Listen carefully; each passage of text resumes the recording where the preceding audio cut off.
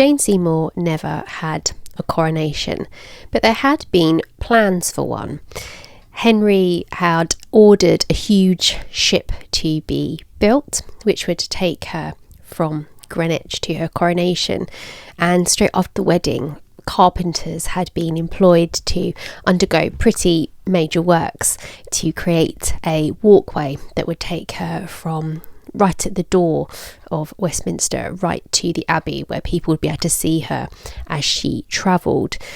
However, works to this stopped, and a decision was made that her coronation would be postponed until after Michaelmas, which is the 29th of September. So it was agreed that there would be no coronation until mid-October. Reasons for this are disputed. It may have been that the king believed she was pregnant and wanted to wait until afterwards, or it may have been he believed that she wasn't pregnant and wasn't going to get pregnant, and he wouldn't crown a queen who was barren, so maybe he wanted to wait a little while. And it would seem that by the August, Henry was already doubting that Jane would be giving him any children. As this date of mid-October gradually approached for the next coronation, it was delayed again until the following summer, so not until the summer of 1537. The excuse given there was plague, but again, whether or not that was a genuine excuse that there was plague in London, we know that Henry was particularly worried about illness, and Jane certainly was too. Or again, maybe it was just literally an excuse that he wanted to wait and check that she was definitely going to give him any children before a crown was put on her head. And rumours were certainly starting to circulate. The king is 46 years old at this point, that it's his fault his wives are not giving birth to lots of healthy children, especially when you think about the fact that Catherine of Aragon herself came from a very large family, and Jane herself came from a large family. She was one of 10. There is rumours that are certainly circulating, and they even reach the wife of Charles V, Isabella. Here's a rumour that there's going to be no male heir in England, and that this is due to the disposition of the king. Now, Jane may have had her own suspicions that her not being pregnant yet was more to do with him than it was with her, but she was fully aware that the blame would be put on her anyway. And also, we have to wonder about the immense stress that she was under, and we certainly know today, and I'm sure they knew then, that stress can play a huge factor when it comes to conceiving a child. On 21st of December, Jane's father, John Seymour, passed away. And as Queen, she wasn't then able to actually go to his funeral or to be with her family as such. But she was busy planning her first Christmas as Queen.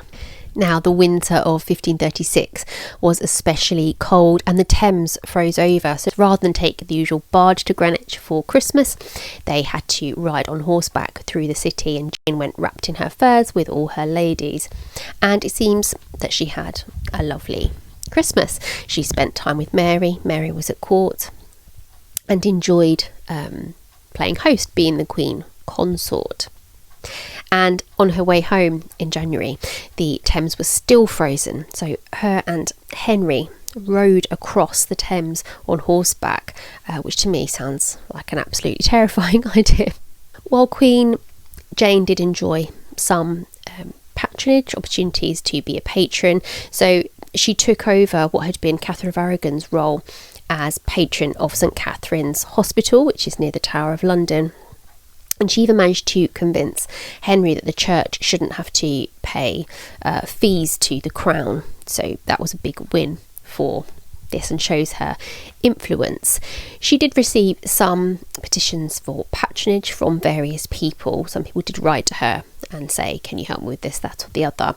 But she didn't seem to receive quite as many as her predecessors had done. And when her sister Elizabeth fell into hard times, she doesn't seem to have approached her either. So it may be that the thoughts around how influential she was weren't particularly great. What really surprised me while doing a bit of research on Jane Seymour was to see her described as the undisputed leader of fashion at court. It seemed that all of the ladies wanted to copy how she dressed and to have things made just as the Queen wears it. There are orders for jewels and luxury items for her, and it seems that she really went to great efforts to look magnificent at all times, which isn't always how she's portrayed.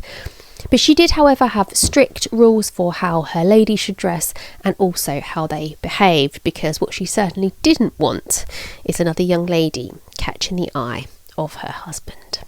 Thank you so much for watching this video. You would make my day if you would like it, and subscribe to my channel. Don't forget you can find my work on Patreon, patreon.com/Tudor Tales. You can also find me on TikTok at Tudor.Tales, and you can find my PhD work on Instagram, the .Tudor.Tales. And I will see you again soon for more on Jane Seymour. Bye.